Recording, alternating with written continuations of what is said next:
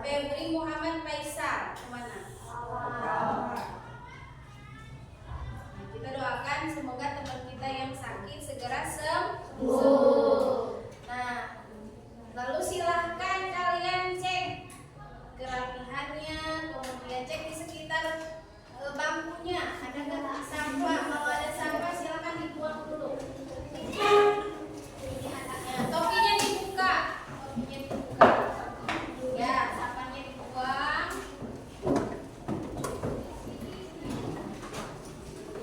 Ya, terima kasih.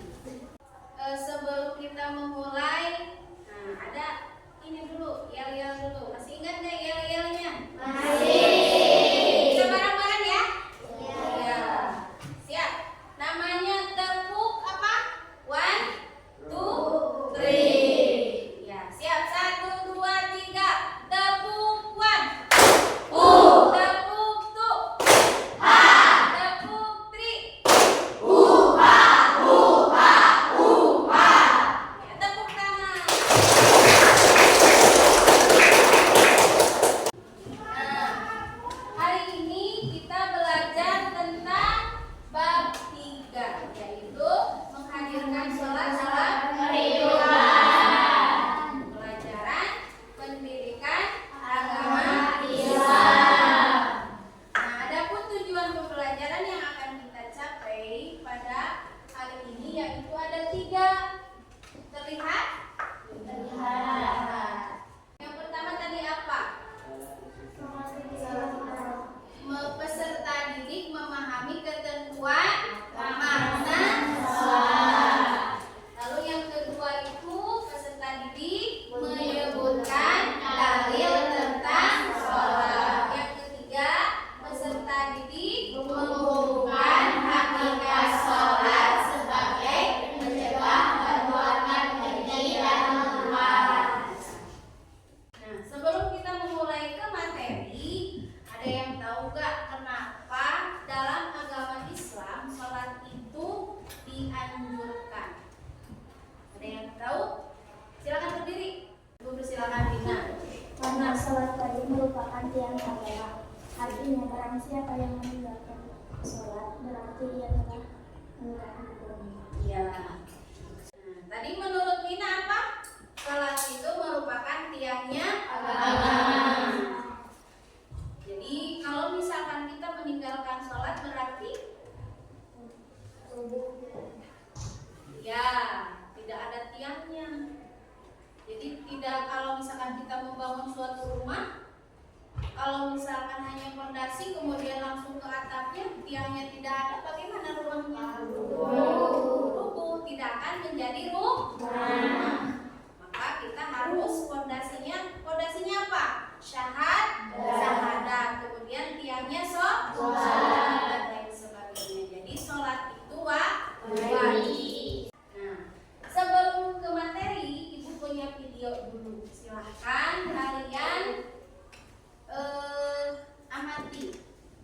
Jadi Ibu ada permasalahan nih video ini. Nanti silahkan berikan tanggapan dari video tersebut. Ini ada contoh kasus pelajar viral, 2 kelompok pelajar apa?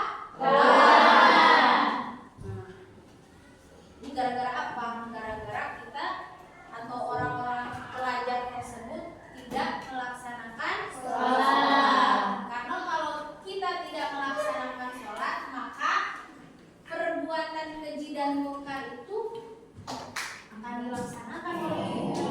Nah, silakan. Warga menetap aksi tak terhenti 2 kelompok pelajar di Purwakarta, Jawa Barat.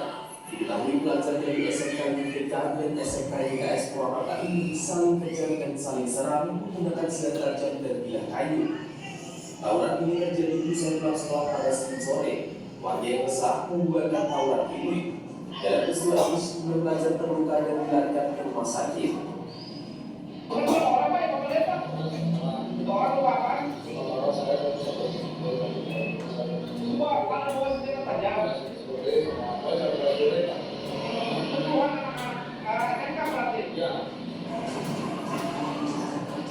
Kini polisi telah mengamankan 7 orang pelajar yang terlibat tawuran. Polisi mengimbau kepada pihak sekolah dan para orang tua agar lebih mengawasi anak-anak mereka agar tidak terhasut untuk mengikuti ajaran tawuran.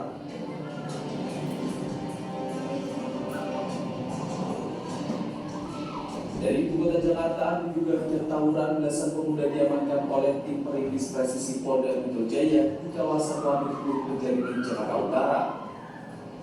Dari pihak penyelidikan dan kepolisian, 3 orang akan diproses secara hukum lantaran membawa senjata tajam jenis celurit.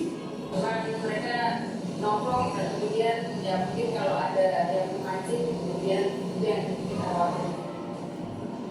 Aparat Polsek Penjaringan akan meningkatkan patroli rutin di tempat-tempat rawan kejahatan di wilayahnya. Tim Liputan CNN Indonesia. Jadi dalam video tersebut ada 2 kelompok pelajar. Tadi disebutkan siswa apa? SMA. Tempatnya di mana? Ruakan. Ada yang bawa senjata tajam. Terlihat ya tadi. Nah, coba kita hubungkan dengan materi sholat. Tadi sholat itu dapat mencegah perbuatan keji dan munkar. Nah, barusan ibu kasih contoh kasus pelanggaran. Satu contoh kasus pelanggaran karena tidak melaksanakan sholat. Tawuran itu jadi merupakan contoh perilaku apa? Perilaku buruk. Perbuatan keji. Nah, selanjutnya silahkan perhatikan penjelasan ini. Tahukah kamu sholat itu merupakan tiangnya agama? Hukum melaksanakan sholat fardu apa? Wajib. Kalau ditinggalkan mendapat dosa. Sholat itu macam-macam. Ada sholat fardu, ada sholat sunnah. Sholat fardu tadi sudah disebutkan. Yang 5 waktu. Kalau sholat sunnah yang kalian tahu apa saja? Sholat Idul Fitri, Idul Adha. Sholat apa lagi? Sholat duha. Terus tahajud, witir. Pengertian sholat itu ada 2. Satu secara bahasa, 2 secara istilah. Kalau secara bahasa sholat itu doa. Kalau secara istilah sholat itu dari mulai takbiratul ihram, Allahu Akbar sampai salam. Assalamualaikum warahmatullahi, assalamualaikum warahmatullahi, dengan syarat dan ketentuan tertentu. Misalnya orang yang sholat harus wudu terlebih dahulu. Nah, ini ada beberapa syarat yang harus dipenuhi dalam melaksanakan sholat. Yang pertama Islam. Beragama, muwahhid, bersuci, menutup aurat, bersih dari najis, mengetahui waktu sholat, menghadap kiblat, sholat itu harus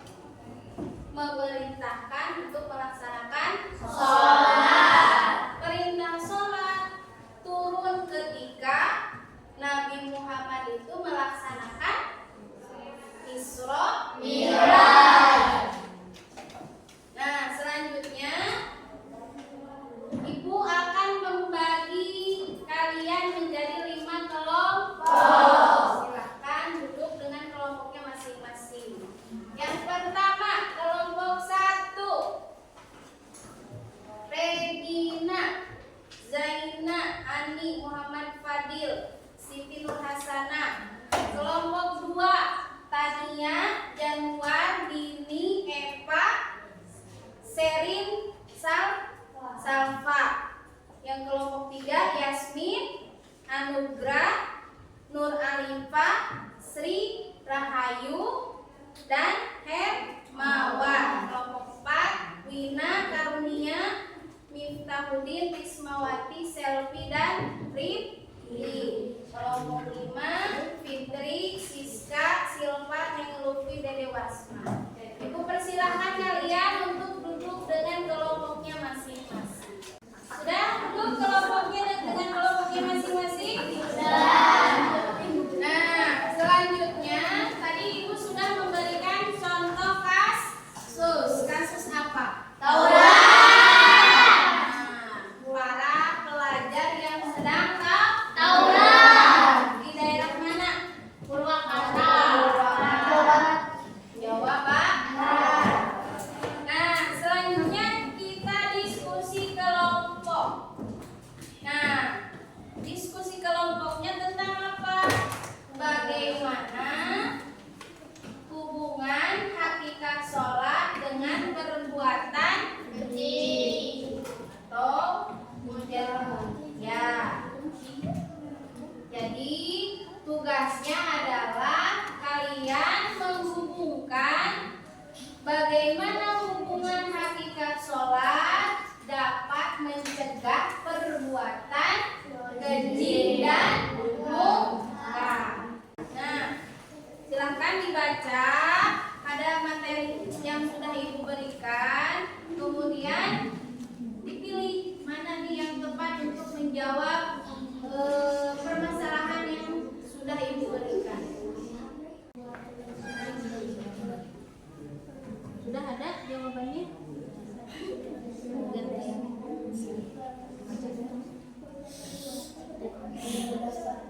Bagaimana kelompok 2?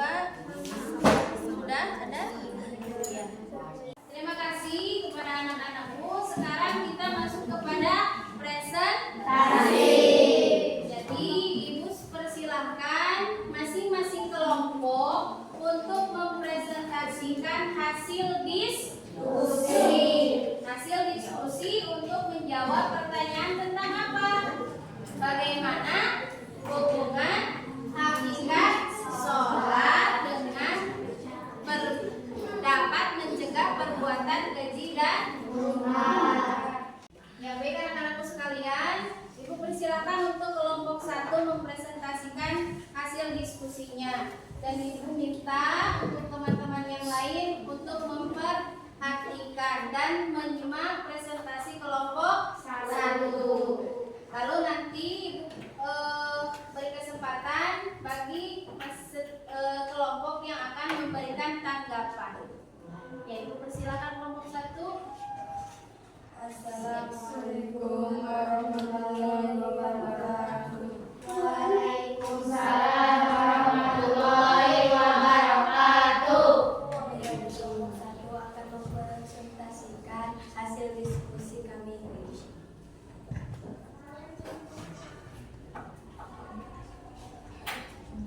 Agar kita terjaga dari perbuatan keji dan munkar, maka jaga dan peliharalah sholat. Sholat dikerjakan bukan hanya untuk menjalankan kewajiban atau sekedar memenuhi syarat dan rukun, tapi hendaknya dijadikan sarana untuk menyadarkan diri. Melalui kesadaran diri ini dapat mencegah kita dari perbuatan tercela. Kita diperintahkan untuk menaati perintahnya dan menjauhi larangannya, baik dalam urusan pribadi, keluarga, masyarakat maupun negara.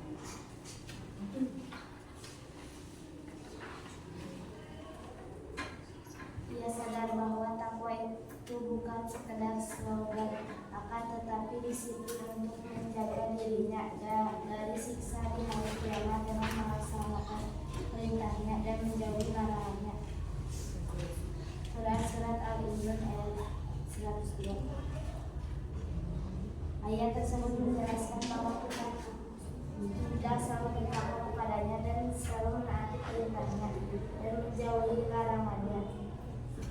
Ya. Bagaimana teman-teman yang lain? Ada yang mau memberi tanggapan? Ya, silakan Regina.